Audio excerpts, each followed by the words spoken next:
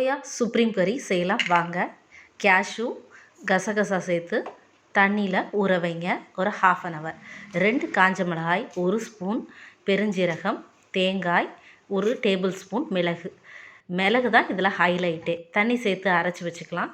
ஒரு பேன் சூடானதும் 1 table spoon நல்லெண்ணெய் சேர்த்துக்கோங்க. சீரகம் பெருஞ்சீரகம் நல்லா ரோஸ்ட் ஆகட்டும். ரோஸ்ட் ஆன உடனே நம்ம இந்த வெங்காயத்தை நல்லா கோல்டன் ப்ரௌன் ஆகிற வரைக்கும் வதக்கலாம். அதுக்கப்புறம் தக்காளியும் சேர்த்து வதக்குங்க. 1 ஸ்பூன் கல் உப்பு சேர்த்து இப்போது நம்ம அரைச்சிருந்த இந்த பேஸ்ட்டை தண்ணி கலந்து சேர்த்து கொதிக்க விடலாம். இதோட ரா ஸ்மெல் போகிற வரைக்கும் கொதிக்கிட்டோம். அதுக்கப்புறம் கசகசாவும் இந்த கேஷ்யூவையும் தண்ணி சேர்த்து அரைச்சி எடுத்துக்கலாம். இந்த சோயா பால்ஸை ஹாட் வாட்டரில் நான் சோக் பண்ணியிருந்தேன். அதை பிழிஞ்சிட்டு இதில் சேர்த்துருக்கேன். இப்போ இந்த கேஷ்யூ பேஸ்ட்டையும் சேர்த்து இது கொதிச்சிட்ருக்கும்போது இஞ்சி பூண்டு பேஸ்ட்டு, அதுக்கப்புறம் கொரியாண்டர் சேர்த்து கொதிக்க வைங்க. சர்வ் பண்ணுங்கள். தேங்க்யூ.